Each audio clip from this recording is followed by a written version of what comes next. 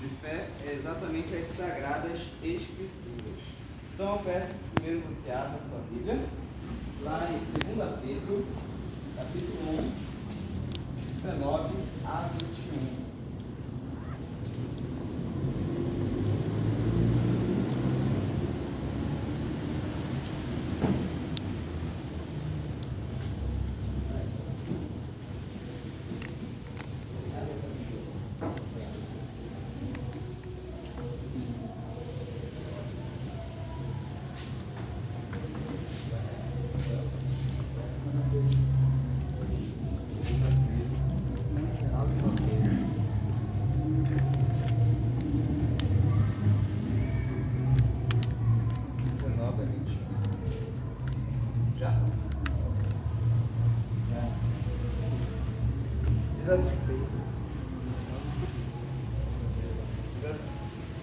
Temos assim tanto mais confirmada a palavra profética, e fazes bem em atendê-la, como uma candeia que brilha em lugar tenebroso, até que o dia clareie e a estrela da alva nasça em vosso coração.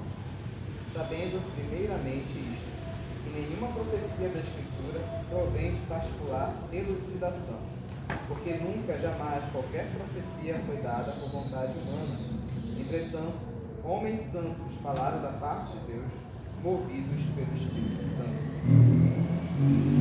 Bem, nesse versículo nós temos aqui as palavras de Pedro falando acerca das Escrituras, de como ela se dava desde os tempos antigos, desde a era dos patriarcas. Lembrando que já na época de Pedro já existia ali uma Bíblia utilizada, por assim dizer, escrituras que eram lidas nas sinagogas, palavras que já vinham passadas de geração em geração. Bom, vamos falar então do nosso primeiro ponto. A Escritura como revelação especial e inspirada da parte de Deus. Primeiramente, a gente tem que saber que Deus é um Deus que se revela, não é um Deus escondido. Ele se revela de forma especial nas Escrituras. Além da revelação das Escrituras, nós temos também a revelação natural. Quando você estuda genética, física, matemática, todas as ciências humanas, você está estudando a revelação natural de Deus, como ele se revela na natureza e no próprio coração do ser humano também. Além dessa revelação, Deus, de forma intencional, particular, se direcionou a certas pessoas específicas e ali ele revelou a sua voz, a sua vontade, de forma que essas primeiras pessoas transmitiram para as outras gerações aquilo que Deus havia lhes falado, não de própria imaginação, não de sua própria criação, mas daquilo que vem da parte de Deus. E aí nós vamos ver que essa transmissão começou lá em Gênesis, lá desde a criação com Adão e Eva, e foi passado a seus filhos e filhas, até que aprouve a um homem chamado Moisés escrever, registrar esses primeiros relatos da criação. Bom, só que para falar sobre a Bíblia, é importante a gente ver o que a própria Bíblia, como revelação especial, fala acerca de si mesmo. O que Jesus achava da Bíblia, por exemplo? Como é que as pessoas na época de Jesus, os judeus, obviamente, lidavam com as Escrituras? Será que eles consideravam ela como uma revelação especial, de autoridade para com eles? Bom, para isso a gente vai fazer aí um pequeno passeio pela Bíblia e eu vou pedir para alguns de vocês abrirem alguns textos específicos, que eu anotei. O primeiro é sobre Cristo. O que ele achava das Escrituras? Lana, poderia abrir em Marcos 12, 26, Diego, Lucas 24, eu vou pedir para tu ler 27 e 44, tá?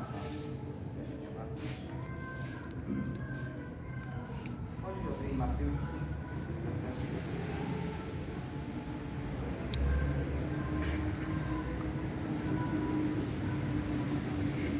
Já, pode ler em voz alta para a gente? Quanto aos mortos, que eles de fato ressuscitam, vocês nunca leram no livro de Moisés, no trecho referente à sarça, como Deus lhe falou: eu sou o Deus de Abraão, o Deus de Isaac e o Deus de Jacó? Diego. Lucas 24, 27 e 44. E começando por Moisés, discorrendo por todos os profetas, expunha-lhes o que a seu respeito constava em todas as Escrituras. 47? 44. A seguir, Jesus lhe disse: são estas as palavras que eu vos falei, estando ainda convosco. Importava se cumprisse tudo o que de mim está escrito na lei de Moisés, nos profetas e nos salmos. Mateus 5, 17 e 18.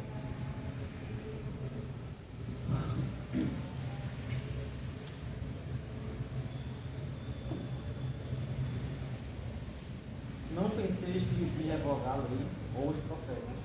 Não vim para revogar, vim para cumprir. Porque em verdade vos digo, até que o céu e a terra passem, nem um i ou um tio jamais passará da lei, até que tudo se cumpra. Aquele, pois, que violar um destes mandamentos, posto que dos menores, e assim ensinar aos homens, será considerado mínimo no reino dos céus. Aquele, porém, que os observar e ensinar, esse será considerado grande no reino dos céus. Muito bem, todos esses 3 trechos lidos foram palavras de Jesus diante de um público que era terreno em relação às Escrituras. Jesus, ele reconhecia os escritos de Moisés como escritura sagrada. Ele reconhecia os livros poéticos como escritura sagrada, assim como os livros históricos. Todas essas leituras que ele falou se referia à Bíblia do Antigo Testamento que nós temos hoje em dia. Vale ressaltar que esse livro, a Bíblia, essa palavrinha Bíblia significa livros, né? A sua autoria, os homens que Deus utilizou para escrever ele, não foram poucos. Estima-se que no mínimo cerca de 40 pessoas diferentes foram utilizadas por Deus para fazer o registro da Bíblia. Lembrando que esse livro não foi escrito também de uma vez só. Ele foi escrito num período aí que abrange cerca de 1.600 anos, desde Moisés até o apóstolo João, que escreveu o Apocalipse. Lembrando também que seus escritores, eles não se encontraram em vida, a maioria. A maioria viveu em épocas diferentes, falavam línguas diferentes e muitos viveram inclusive em continentes diferentes. A Bíblia ela foi escrita em pelo menos 3 idiomas: hebraico, aramaico e grego. E foi escrito também em pelo menos 3 continentes diferentes: África, Europa e Ásia. Então, gente, nós temos aí escritores de diferentes nacionalidades, diferentes línguas, diferentes épocas que escreveram uma escritura só, uma escritura coesa, uma escritura que faz referência a ela própria. Para você ter uma ideia, no Novo Testamento nós encontramos centenas e centenas de referências ao Antigo Testamento. E no Antigo Testamento nós temos várias e várias profecias que se cumpriram no Novo Testamento e no próprio Antigo Testamento também. Para você ter uma ideia, no ano de 1843 foi feito um achado arqueológico lá no Iraque. Lá no Iraque foi encontrado lá o palácio do rei Sargon.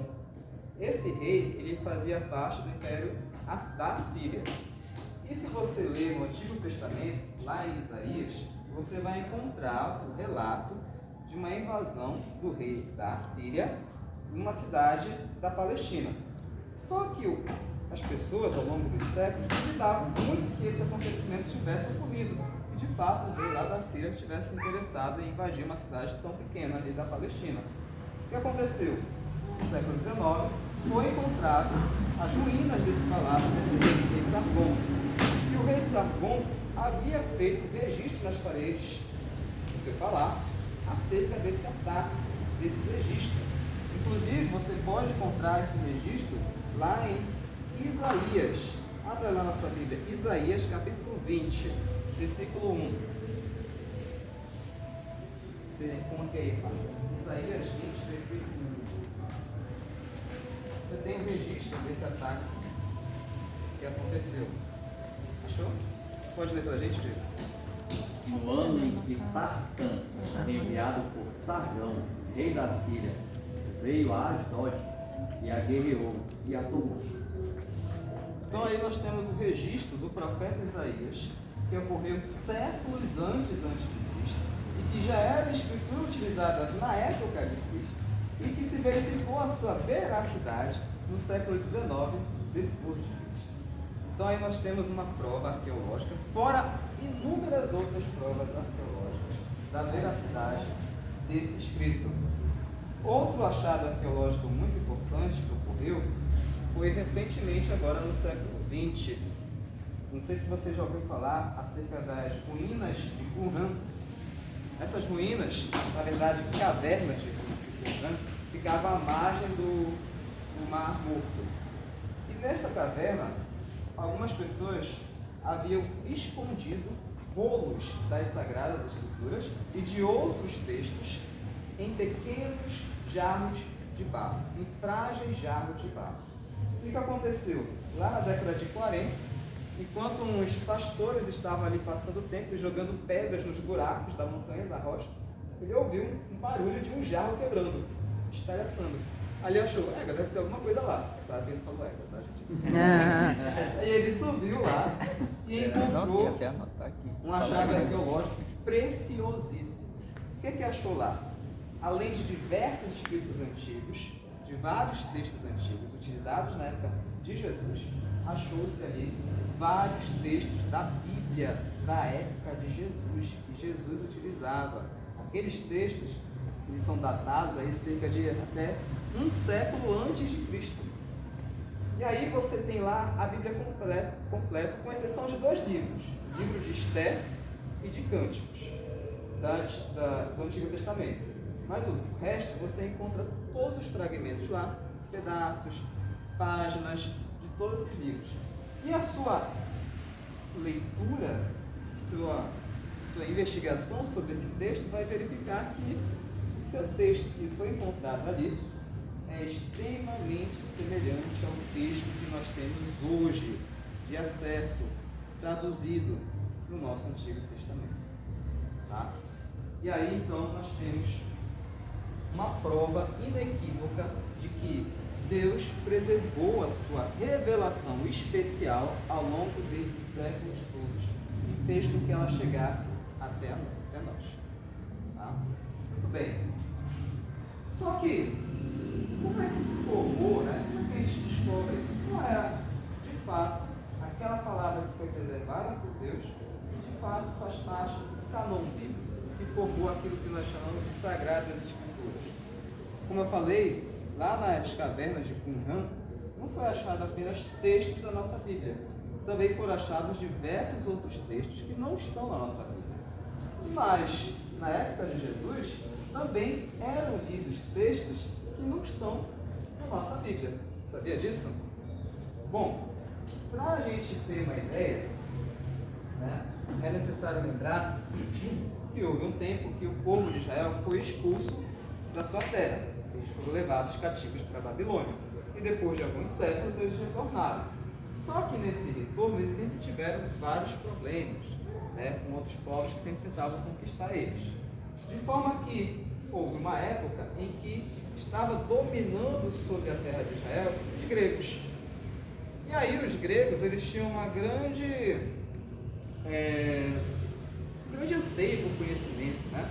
Inclusive existia uma biblioteca muito famosa, a Biblioteca de Alexandria, que ficava no Egito. E nessa biblioteca, né, aprouve reunir vários e vários livros de várias e várias nações com diferentes culturas.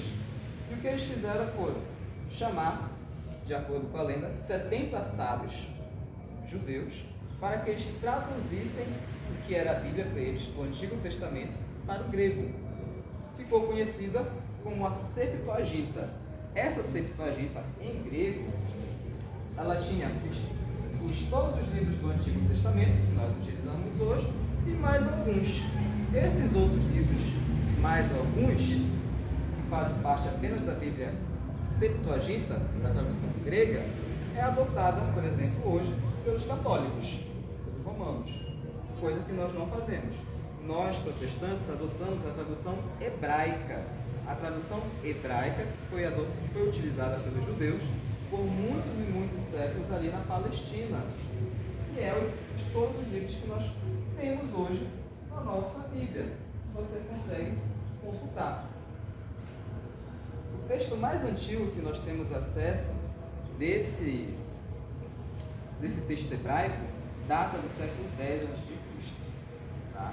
Esse texto ele foi adotado pelos judeus e nós temos utilizado ele até hoje. É claro que aqueles achados arqueológicos lá nas cavernas de Qumran têm servido para fazer novas edições da Bíblia com textos mais fidedignos, com novas traduções, com novos arranjos. Por quê? Os textos originais, nós não temos mais eles. Nós não temos os textos autorais. Né? Nós não temos os originais. O que são feitos são pegadas cópias de vários locais, em várias línguas, de diferentes épocas, e dessa investigação dessas cópias é montado o texto que nós temos acesso hoje. Sem falar nas traduções que são necessárias fazer adaptações de uma língua para outra. Tá? Muito bem.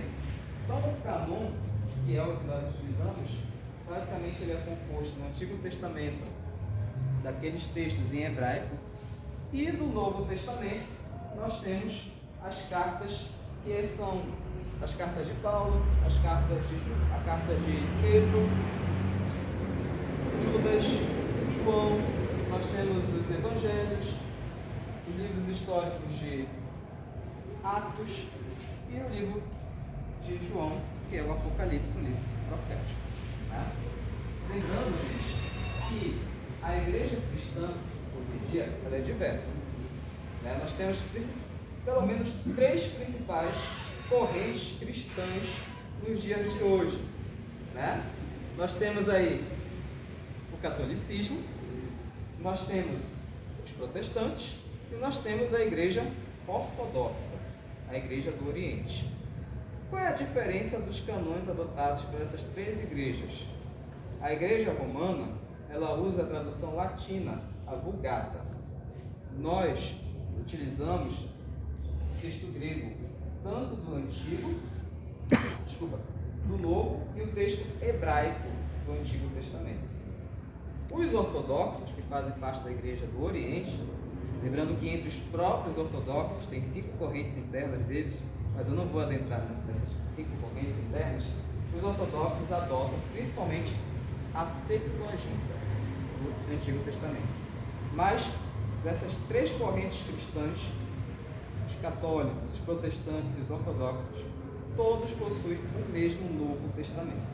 Não existe divergência quanto a isso. As únicas divergências são em relação ao Antigo Testamento, em relação àqueles textos da Septuaginta, que foi feito na tradução grega lá no Egito. Certo? Os apócrifos são aqueles textos que foram escritos por pessoas, algumas piedosas, outras mal intencionadas, mas foram escritos por aquelas pessoas que não tinham tanta ligação com os apóstolos, que não tinham tanta ligação, por exemplo, com o próprio povo da Palestina. Por exemplo, do Antigo Testamento, quais são os tidos como apócrifos pelos protestantes, pelo menos, por nós, pela nossa confissão de fé? Aqueles textos que não foram escritos originalmente em hebraico, nós temos apenas em grego. E no Novo Testamento, nós temos aqueles apócrifos que foram escritos por pessoas que estavam longe dos apóstolos, que estavam destoando dos escritos dos apóstolos. Existem inúmeros. Recentemente foi encontrado, por exemplo, o Evangelho de Judas, né? Que coloca Judas como alguém bem intencionado, como alguém que fez a vontade de Jesus e tudo mais. Só que esse Evangelho, você não tem como identificar ele como canônico. Por quê? Porque Judas não deixou nenhum evangelho escrito e nem deixou discípulo que o escrevesse. Então você não tinha nenhuma ligação. E esse evangelho ele já é tardio, e data-se lá do século IV depois de Cristo. Então existem inúmeros outros evangelhos. Tu vai encontrar o evangelho de Maria, Tomé, inúmeros outros, basicamente. Mas a igreja cristã, desde o primeiro século, reconheceu alguns textos já como sendo canônicos, principalmente as cartas de Paulo, os evangelhos que nós temos aí na sua Bíblia, tá? Muito bem. Retomando aqui, vamos ver o que os apóstolos, como é que eles fizeram para reconhecer as Escrituras, né? O que eles falavam acerca das Escrituras? Pode abrir lá em João 17, 14 a 17.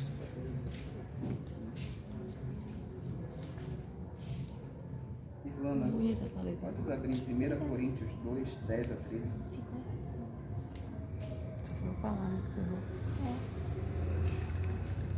Nesses dois textos nós vamos ver que os apóstolos eles vão receber a palavra de Deus e vão receber autoridade para falar à igreja. Achou? João 17, de 14 a 17. Eu lhes tenho dado a tua palavra e o mundo os odiou, porque eles não são do mundo, como também eu não sou. Não peço do Espírito do mundo, e sim que os guarde do mal. Eles não são do mundo, como também eu não sou. Santifica-os na verdade. A tua palavra é a verdade. Muito bem. 1 Coríntios 2, 10 a 13. Deus, porém, revelou isso a nós por meio do Espírito. Que o Espírito sonda todas as coisas, até mesmo as profundezas do Deus. Quem conhece as coisas do ser humano, a não ser o próprio Espírito do ser humano acreditado? Assim, ninguém conhece as coisas de Deus, a não ser o Espírito de Deus. E nós não temos recebido o Espírito do mundo, e sim o Espírito que vem de Deus, para que conheçamos o que por Deus nos foi dado gratuitamente. Nisto também falamos, não em palavras ensinadas pela sabedoria humana, mas ensinadas pelo Espírito, conferindo coisas espirituais com espirituais. Muito bem, então aí Paulo está dizendo que todas as palavras dele não vêm dele mesmo, mas do próprio Espírito de Deus, que os revela para ele. Tá? Muito bem. Mas como é que esse texto foi conservado e transmitido ao longo dos séculos para chegar até nós de forma que não tenha sido alterada?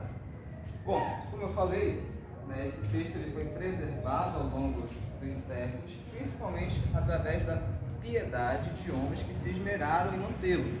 Na Bíblia, geralmente você ouve muito falar de escribas e fariseus, não é mesmo? Quem eram esses escribas? Os escribas eram aquelas pessoas responsáveis exatamente pela manutenção do texto bíblico. É eles que se esmeravam em fazer cópias. E essas cópias, elas não podiam conter erros. Isso já no Antigo Testamento.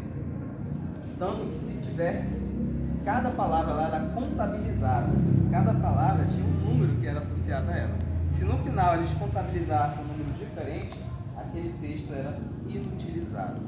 Então, existe uma margem muito pequena de erro na cópia feita pelos escribas, que existiam na época de Jesus, por exemplo. Já no Novo Testamento, principalmente a igreja que estava crescendo, ela necessitava de instrução dos apóstolos, necessitava de instrução daqueles que estavam plantando as igrejas. E as cartas eram escritas de forma que elas próprias recebiam cópias também. Eram feitas cópias dessas cartas que circulavam pelas igrejas. Nós temos hoje textos dessas do Novo Testamento, dados do século II, do século III, do século IV, fragmentos desses textos. E dos textos da Antiguidade, são os textos com a maior quantidade que existe. Para você ter uma ideia, nós temos hoje espalhados por museus ao redor do mundo mais de 5.000 fragmentos de cópias do Novo Testamento da época dos primeiros cristãos, da igreja primitiva, de forma que é possível remontar com fidelidade o texto do Novo Testamento que nós temos hoje também. Então, os textos da antiguidade são os textos mais fidedignos que nós temos. Se você ler os filósofos antigos como Platão, Aristóteles, Euclides e tantos outros, Homero, a quantidade de cópias antigas deles não chega nem a dezenas. E a distância da cópia mais recente até a original, muitas vezes passa séculos, às vezes 500, 600, 1000 anos. E é atribuído ali aquela obra como sendo autêntica, a cópia que nós temos hoje. Então, você tem muito menos motivos para duvidar da Bíblia do que de qualquer outro texto da antiguidade. Tá? Muito bem. E para finalizar, então, qual era a intenção de Deus a nos entregar a Bíblia?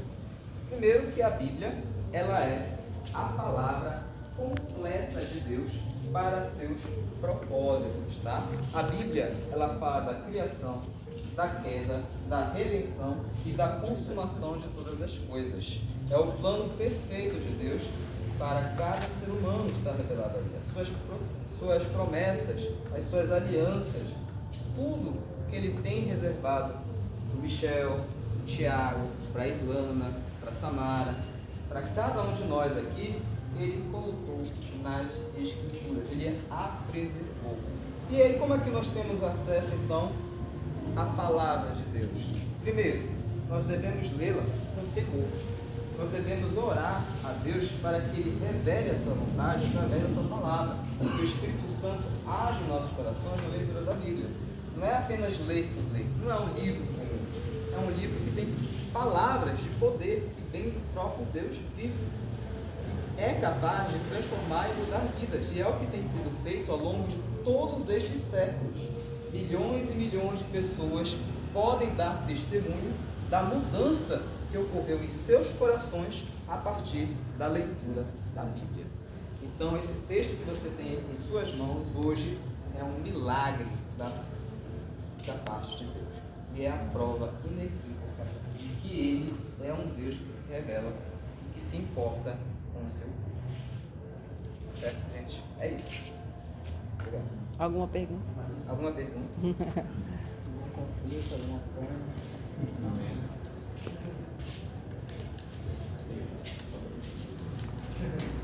Ele tem muitas dúvidas. Esse aí tem. É isso, gente. Acabou. Tem uma pergunta? Tá com cara de dúvida.